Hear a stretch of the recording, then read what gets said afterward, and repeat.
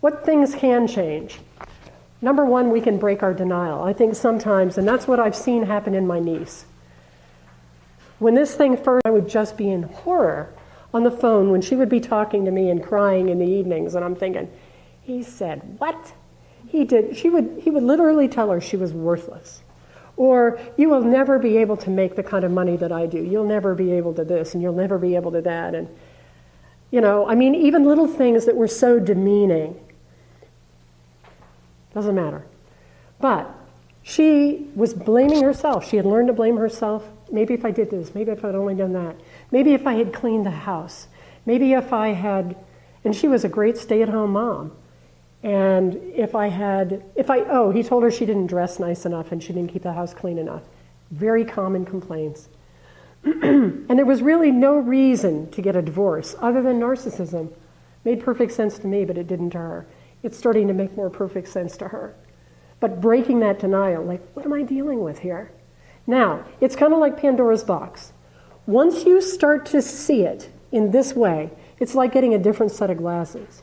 You might never be able to put all this stuff back in Pandora's box. You might never see this person that you are relating to quite the same again. Does that mean you have to leave them? No, it doesn't. Hopefully that would even give you some distance, emotional distance to say, wait a minute, hopefully this will take away some of the power they have to hurt me. I can stay with you because I see you in a different light. But breaking our denial about what's going on. It's not about you. You've lived a life of blame. It's always been your fault. It's not about you. Even though every time you've been told it's about you, it's your fault, etc. Understanding where they're coming from, getting that education, and then treating them with compassion. It's hard to, thankfully I am treated better than what I deserve many times. I think that's in our humanness. Hopefully we learn to treat each other better than we deserve sometimes. And in a situation like this, it isn't deserved. But seeing somebody with eyes of compassion. I use an illustration of attending a workshop in New York that was about child abuse. The woman who spoke in the morning talked about victims. The man who spoke in the afternoon talked about working with sexual offenders. I don't remember much of anything about what was talked about in the morning. I will never forget, and this was 25 years ago up in New York, I will never forget what a guy named Nicholas Groth said about working with sexual offenders. It was one of the most compassionate talks I've ever heard about seeing people as human beings, regardless of what they put out, regardless of what they live. Now, that doesn't mean, and he said, this is a heinous crime. Make no mistake. I am not talking about condoning any part of it, but these are human beings. And I went, wow. And I've never forgotten that. And I think even from this standpoint, truly, if you have a narcissistic personality disorder, it's very sad. It's very sad what's happened to you. It's a very sad way to live. It might look like it's the greatest thing since sliced bread, but it's very sad. Say what you need. Because they lack empathy, they don't know what you need. They don't know what you want. They're not paying any attention because it's all about them. So you have to say what you need. You have to set those boundaries if you need to. You might explain how it would benefit them. Everybody loves you. So I think it would be great if you came with me to this gathering at so-and-so's house. Because they're going to be looking for you. They love to have you there. So it's somehow making it look like they can make some kind of contribution. And it's, in a sense, that's a little bit of manipulation yourself. But if you're trying to stay in a relationship with someone, you sometimes have to play the game. And I firmly believe that especially with people who have lived this kind of thing for many years, you might have been in a relationship like this for 40 years. Now isn't necessarily the time to get out. You've paid your dues. Your lifestyle might not be that great if you do that. So when you look at that whole package deal, there might be a better way for you to simply stay. So sometimes we have to learn in situations we can't get out of how to deal with it. I mean, that includes work situations. You might not be able to divorce your boss or your supervisor or somebody who drives you nuts at work, but there are ways that we can find to deal with it and not personalize it as much as we do. Develop relationships with other people. As I was saying before, don't make your self-esteem dependent on them. because they'll never be able to give that to you. But other relationships with other people can be supportive and meaningful, and hopefully we all have those. And find some humor in it. These are two little sick jokes. Just stupid. How many narcissists does it take to screw in a light bulb?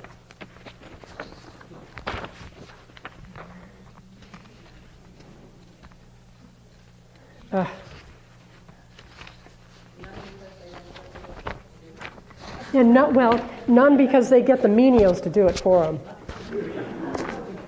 And one because they hold the light bulb and the rest of the world revolves around them. But I believe personally that humor, and I've often said this as a professional, I think about things deeply, and I'm affected deeply. If I didn't have a sense of humor to offset that, I'd probably be dead. Because you just deal with so many difficult things in life and how hard life is to live sometimes, that a sense of humor saves me. And many times if we can look at it, it's kind of like the flying monkeys. My niece and I have had a great time talking about the flying monkeys because it takes some of the power out of it and it helps you understand it. And it's funny.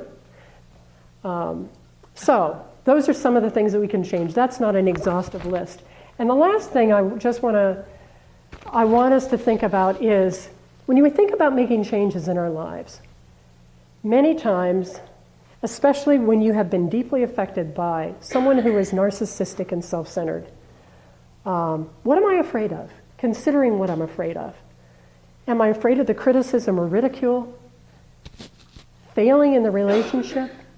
Might not be the first relationship you're in, and you might be thinking, I don't want to fail again. It might not be you failing, it might be selection error. And you might need to make another selection and not make the same error. But we have to identify what keeps me stuck and from making changes. Am I afraid of real intimacy or commitment, so I'll stay with a bad situation rather than risking another? And I don't want you to get me wrong. I am somebody who leans pretty heavily on the side of we are too used to throwing away relationships. We just ditch people at the drop of a hat. I don't think it's good because we don't stay long enough to learn how to communicate. We don't stay in relationships sometimes long enough to learn how to resolve conflict. We just run. After the honeymoon is over, it's like, this isn't working out for me. I'm out of here. So I am somebody that's more commitment oriented because I think that allows us to change as people. One of the greatest factors that mediates against self-centeredness, long-term relationships, marriage. Because you have to learn to give and take, or hopefully. Fear of grieving the loss. I don't want to let go. Having something is better than nothing. Fear of being alone. Many people are terrified of being alone. And I would rather be in this bad situation than be alone. Fear of being abandoned. Fear of that confrontation. Oh man, I don't want to take this on. What's it going to be like? And I have to tell you, divorcing a genius narcissist has been an education for me to watch what my niece is going through and to watch the text messages and the choices of words and the manipulation and the holy cow that she's going through. So fear of that confrontation, fear of not having anything else. It's better than nothing. And what do I do with my life after? So that's obviously not an exhaustive list, but when we're making decisions about things in our life that might need to change, how do we also give this consideration? Because even if we choose to rock the boat a little, that's fear-producing because rocking the boat unbalances that system, and who knows what we're in for. So coming to grips with our own fear is part of the challenge of change. Now, in the interest of time, we're a little bit over, and I hope this has given you just a taste of what it's like and offered a few challenges, and I'm glad you're here. I wish we had time to share some of the thoughts that you have. I would be glad to stick around.